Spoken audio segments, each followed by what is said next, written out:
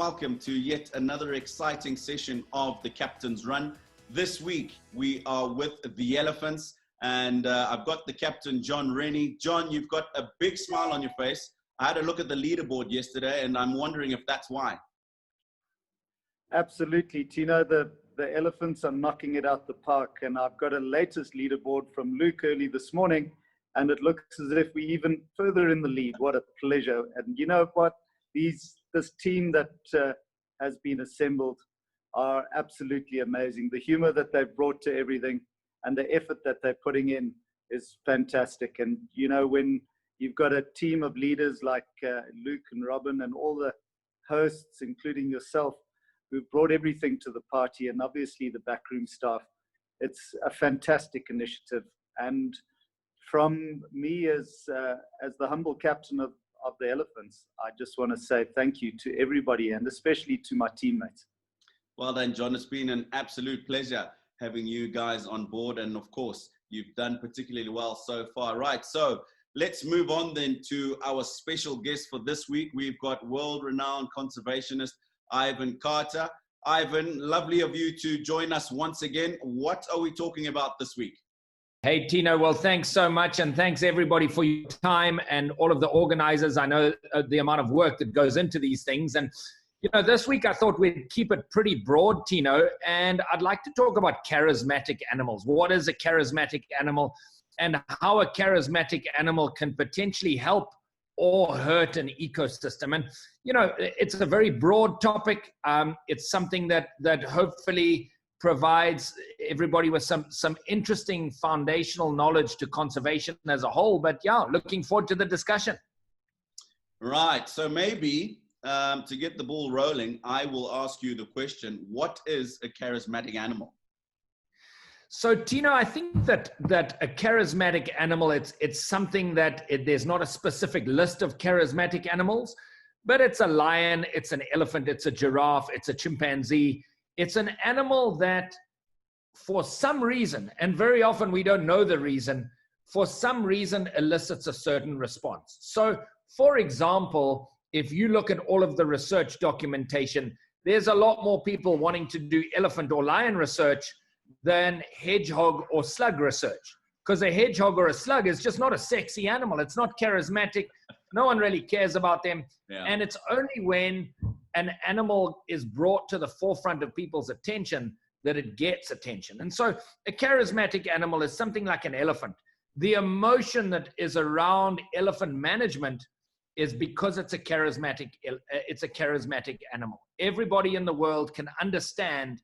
Or you take a bunch of kids from an inner city anywhere in the world, you show them the outline of an elephant, they're going to know what it is. You show them an outline of a lion, they're going to know what it is. You show them, you know, some other obscure animal, a bontebok or a blesbok or an impala, they're likely not going to know because it's not charismatic. And so really, when we think about it, if you want to generate money for an ecosystem, the very best thing to do is to link your pledge or your ask to a charismatic animal. If I say to you, hey, you've got to help the anti-poaching in Victoria Falls because the hedgehogs and the impalas and the honey badgers are in trouble, everybody goes, well, that's nice, and they carry on down the road. If you say, well, the lions and the elephants are getting poached to extinction, wow, well, where can we send some money? This is terrible, because it's a charismatic animal. And so a good conservationist who understands the business of conservation will choose an ecosystem and choose a charismatic animal to be the face of that ecosystem. Because if we really look at it, it's impossible to look after an elephant if you're not looking after an ecosystem for that elephant to sustainably exist in. And so an ecosystem, if we come back to the meaning of a word conservation, an ecosystem cannot exist without being conserved.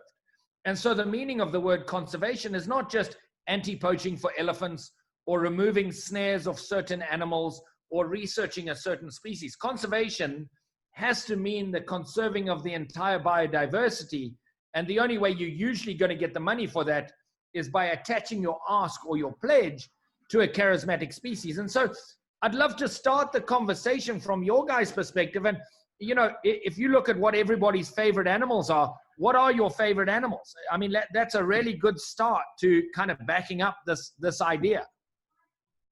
Yeah, it's a very interesting concept there, and you're so true. It's the ecosystem that actually sustains all the animals. But what I also wanted to ask is, you know, the lesser uncharismatic animals, like your springbok or your impala, something like that. When you talk about the charismatic, are they not in that endangered zone? You know, because say your elephants and your rhino and you know, giraffe and that, they're endangered, and that's why they're called charismatic. And because all the sort of impala and all the lesser sort of uncharismatic animals are in vast numbers, is there a difference between charismatic and uncharismatic animals because of their numbers? That's a great question, Kenyon. Actually, no, because if you think about it, an aardvark is highly endangered, but nobody cares about it. There's hardly anybody doing research. You never see fundraising around aardvarks. Nobody ever really sees them. They're highly nocturnal. Take an African palm civet, very, very, very rare animal, beautiful animal that exists in the Zambezi Delta ecosystem where we have a project. And yet you would never attach a fundraising opportunity to that animal. And so even, you know, things like giraffes and elephant, it becomes quite controversial because they're so charismatic. Nobody wants to see you eating an elephant or eating a giraffe, but nobody minds you eating a wildebeest or a buffalo, which means that it can become a threat because now your armchair conservationist is now in the process, in a lot of cases, of dictating conservation when they are not conservationists. They are interested parties sitting in their armchair at home who love giraffes. So they say, well, we don't think there should ever be giraffe management or hunting, and we don't think giraffe meat should be sold in supermarkets. So we don't think that giraffe meat should have a value, but we're quite fine with a blesbok. And so you say, well, what about a bontebok, which were reduced to less than 100 animals just 60 years ago? Is that not charismatic enough? Well, no, but it's just an antelope. And so I think charismatic is quite an interesting thing where it's not about how rare it is, because giraffe actually are very, very common in South Africa. But as you get further north in Africa, giraffe are in trouble. They've gone extinct in 7 different African countries and very worthy of good conservation. But in South Africa, where they're allowed to be owned and traded and farmed and used for meat, they're so valuable that there's literally 20 or 30,000 of them, which is plenty. And so I don't think it's about rarity. I think it's about, I don't know, that's kind of the crux of this discussion. What is it? Why are they charismatic? You know, do you guys want to take a photo of a lion or a giraffe or an elephant or a hedgehog or a bontebok? Which one? Well, Ivan, you know, it's incredibly interesting that you say that. And you know, we've got the Tiki Highwood Trust Jack, where the pangolin is, you know, your charismatic animal. Yes. And when you go back to the basics there, it's really exposure and advertising that particular animal. So with the sort of pangolin and the Tiki Highwood Trust, that has sort of got a vast sort of network and sponsorship for that. And I think it's only because, you know, she's really exposed and she's done a good job and advertised and it's out there. And certainly that's the pangolin is not you know, in numbers around the bush. I think you make a fantastic point there. And really, if you look at it, when I was at school, nobody cared about a pangolin. Every now and again, there'd be one in the newspaper when someone brought it to the president, but nobody really cared. And it's only in the last 10 years that we've realized that there's this enormous trade in pangolins, potentially the most traded animal on the face of the globe. And one of the things you realize is that, holy moly, it's not just Africa that's got pangolins. There's pangolins all over Asia. There's pangolins all over Indonesia. And so really, when you look at it, it really is about building this charisma around a particular species. And I don't know if, I'm sure everybody on this call saw a few years ago, there was a really funny honey badger movie with a funny voice attached to it that everybody saw. And now everybody around the world knows what a honey badger is. but you never know when that's going to happen, and you never know what species it's going to happen to. And so certainly, again, coming back to our original thought, identifying a charismatic species to be the hero of an ecosystem is very often a very important thing, until such time you take somewhere like the Chobe, for example. The Chobe is being destroyed because there's too many elephants, because an elephant is such a charismatic species that the thought of using elephants to feed people is horrific to most people because it's too charismatic. We've gone too far the other way, where now nobody wants to touch an elephant. Ivan, thank you, and thank you, Tino. Just talking about charismatic animals, I was about to make the comment, do you think that charismatic animals are directly linked to the big five? But then thoughts came that I was starting to think about and starting to doubt myself. You know, what about dogs and cats? Are they also charismatic animals? Is it because we've got the simplicity of just marketing and sales and what is close to our hearts? Is that closer to what you would adapt as a definition? You know, I think it is. And you think of something like a chimpanzee. Everybody loves chimpanzees. We all, you know, and it's a weird thing. And again, I don't know if there's a correct answer to it, but we get some funding and support from zoos around the world. And I often ask them, which are your most, you know, which are the displays that people are most enjoy? People would rather see a sleeping lion than a highly active, non-charismatic animal. Name the species, it doesn't matter. But everybody goes to the lion cage where the old boy is just lying in the corner asleep.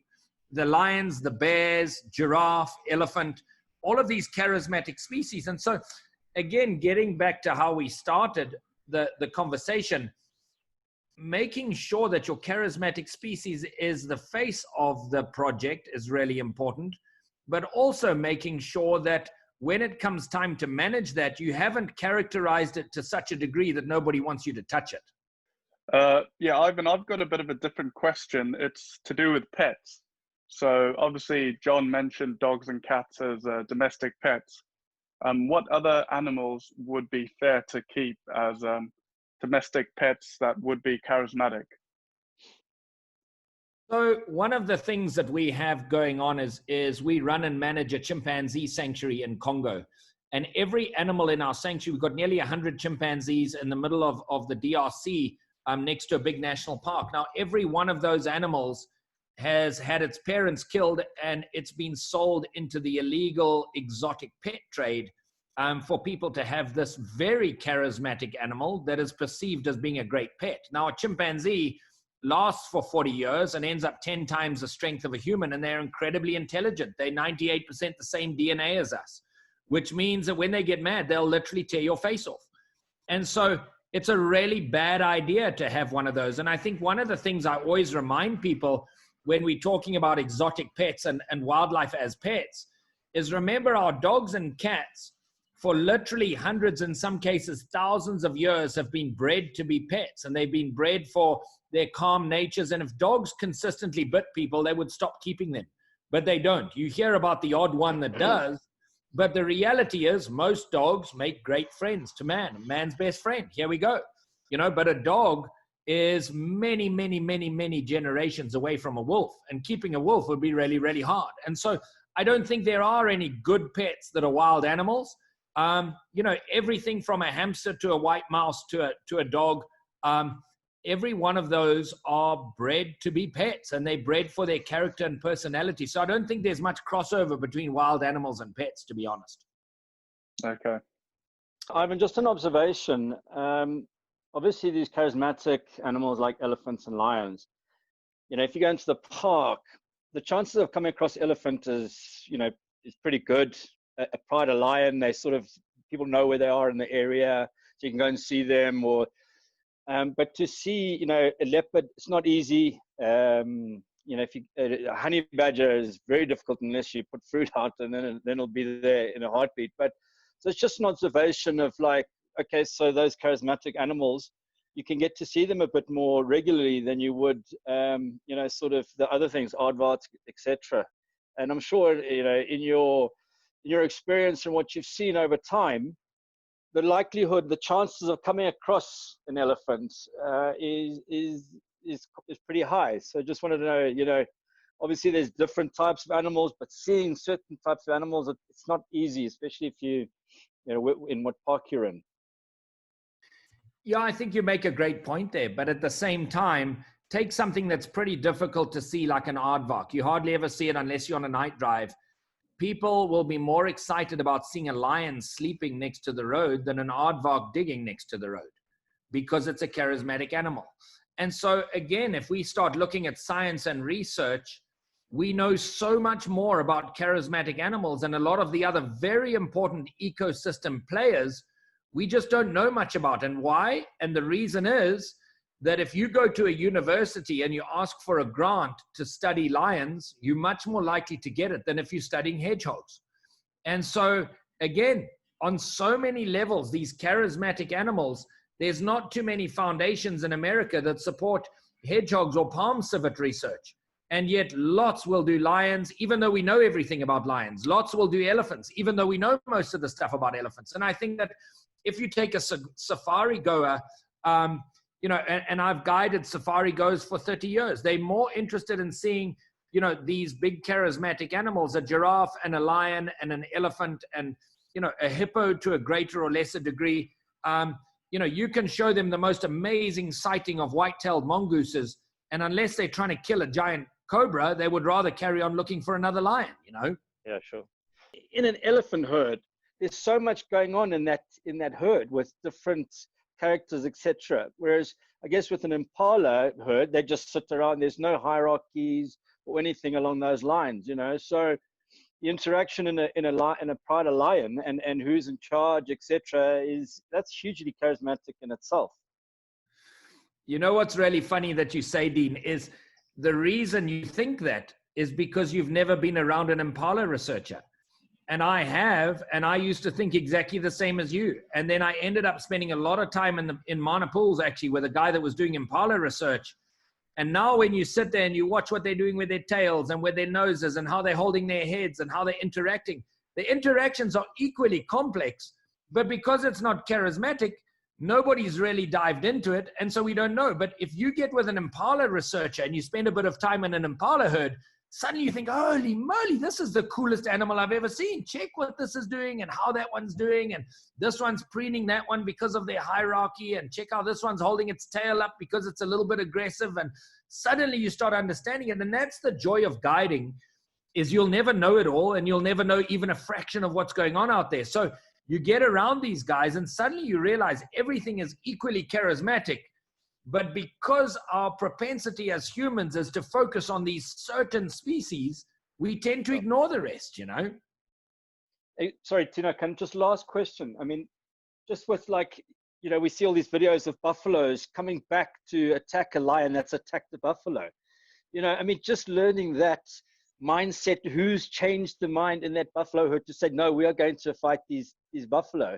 I mean, I'd love to understand who makes that decision, what's the hierarchy there in that herd, you know? I think that you make a great point, and I think that people thrive on action. You know, I can assure you, you guys are all sportsmen, and you would probably agree it takes as much skill to be a chess champion as it does to be a rugby champion, but there's not too many stadiums full of people watching a chess game, because people thrive on action. We just do. And so I think that it's a combination of all of these things that, you know, an elephant gives you action. There's live, visible interactions all the time. And, you know, a buffalo trying to avoid being eaten by a lion, or whatever all of these things are. But they all come under this giant umbrella, which is these wildlife experiences. And so the whole reason we all on this call is to preserve these wildlife experiences for people to go and enjoy into future generations. And right now, with more people on the planet than ever before in history, the wildlife is under more pressure than ever before in history. And so as much as we all love the outdoors, what can we do to make sure that our kids can be in the outdoors and have that experience in Mana Pools of walking up to an elephant, or sitting in Wangi National Park and watching a lion trying to kill a buffalo, or whatever it might be? And that's the crux of what we all on the call for. And so, charismatic animal or not, you cannot have the elephant without the hedgehog. Because if the hedgehog doesn't exist, it's an indicator of an unbalanced ecosystem that in time won't be able to support the elephant either. Hi, Tino. Nothing from my side, just brilliant just to listen in, to be honest. I'm in a concrete jungle in Southerton, so obviously you're loving to learn more about the bush. Absolutely. And thank you, Ivan. Thank you very much. Thanks a lot for being with us. Dave, have you got a contribution for us? Yeah, I'm just coming in a bit late, but Tina, I think if you put it into the context of a sporting type of scenario, I guess it's the way, let's say, rugby's gone. You've got your Super Rugby, you've got your internationals, you've got New Zealand, Australia, and people watching those, coming to watch those, you'll fill out a stadium of, say, All Blacks, Springboks. But you won't really fill up a Super Rugby stadium. So it gets more and more popular as it goes. And you've got like the Lions test coming up, which is everybody's talking about it. So it's more of a charismatic type of scenario to me, is if you put it into the sporting context. So it's very interesting the way that rugby has moved in the last sort of 30, 40 years from a 3-test or 4-test match every year, New Zealand, South Africa, England, Ireland, to this just rugby all year. And now you're looking more at the Lions test as the charismatic type of animal. So it's quite interesting for me to put it into that perspective.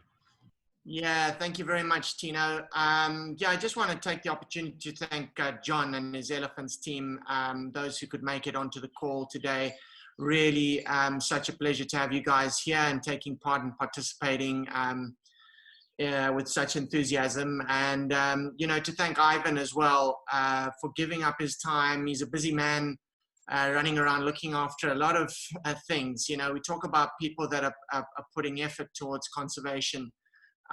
You know, he has a guy who really is doing just that. You know, and I just, you know, to bring this back to the conservation games, I mean, this is all that we hoped for, getting sporting personalities onto a platform like this. Sport and conservation really do gel well together. And we've seen that over the last couple of weeks as this competition or tournament has been running. We certainly between Robin and myself and the rest of the team, we're looking to extend this into the future, and yeah, we're just excited by what we've all been able to achieve together so far. So thank you all. Thanks very much indeed. Thank you, Tino, for your incredible efforts. And yeah, another great captain's call. Cheers. Thanks a lot, Luke. Ivan, I've heard some good feedback from all the work you've been doing with the elephants this week. Thank you very much for that. And again, you've been a wealth of knowledge for everybody in the team that you've been given for this week. Thanks a lot. Some parting words from you? Yeah, I think that it's such an honor to be part of this movement. And just a couple of things. One is, you know, we did quite a number of television shows in the States, and I used to have a sign above my computer, and it said, "With notoriety comes responsibility." Because once you become, you know, you're a noted personality, which every one of you guys are, what are you going to do with your following? What are you going to teach the eyeballs that follow you? Now, admittedly, people are following you because they want to see you hit a ball hard. They want to see you, you know, run fast or jump high or whatever the case may be. But the reality is you've got people that put you on a pedestal. And this conservation games is a perfect scenario to use that following for the greater good and something we all deeply care about. There's no one on this call because they don't care. We're all on this call because we care. And the best way to show that we care is to start bringing our followers to the table and start talking to them about some of these things that we're learning and seeing and saying, hey, you guys, you know, what would it be like if we had a world with no giraffes? What would it be like if we weren't able to take our kids on a game drive in Wangi National Park because it's been turned into a community area and it's just full of villages and crops? And I think that with that notoriety and the responsibility that goes with it, the conservation games and what Robin and Luke are setting up is the absolutely perfect platform for you guys to bring your followings, for you guys to bring your sponsors, your fellow players, as sports people, you guys have got a huge amount of people that follow you and listen to you and really respect a lot of your views and opinions. And, I always say, Meghan Markle a little while ago said, look, I just did a Disney movie and now I understand elephants. And she starts dictating conservation of elephants. Now, just because she's good at acting doesn't mean she's a good conservationist. But you guys have grown up with your feet on African soil. You understand African politics, African conservation, and you understand the beauty of the African wilderness. And so bring your followings to the table, educate them, make them understand that every single one of us has got a voice and can change the future of conservation for the better. So I appreciate you guys being here. I appreciate you voting with your time. And by voting with your time, I mean that you want to be here. And that's really, really good for me. It shows that there's a light at the end of the conservation tunnel. And again, to Robin and Luke, I know that I always laugh when I say this, but they've been drinking from the fire hose, because you know what? They bit a big bite and they're doing an amazing job. And yeah, just proud to be part of it. So thank you so much. Thanks a lot, Ivan. Wrap it up for us, John. Thank you, Tino. And just from the Team Elephants, we would like to thank Ivan for his time. We all sit here and we absolutely cannot believe what he does in front of animals, and when he's got lion charging him and elephant. I promise you that there might be a few stones behind me if I was ever there. But huge respect, my friend, and really congratulations on what you've managed to achieve throughout your career, and it's just an inspiration to us all. We've come to the end of yet another session of Conservation Games Captain's Run. That was Team Elephants with world-renowned conservationist Ivan. Guys, it's been an absolute pleasure to be with you once again. We were discussing about charismatic species and how good and bad they are for ecosystems in Africa. I hope you've really enjoyed yet another Captain's Run, and we'll hope to see you soon on another. Until then, it's goodbye. Our wildlife needs help. Tourism to Africa is at an all-time low. You can assist by liking and sharing the Conservation Games. You can contribute financially by hitting the donate button on the Zambezia.com website. Let's get together and back up the frontline conservation team.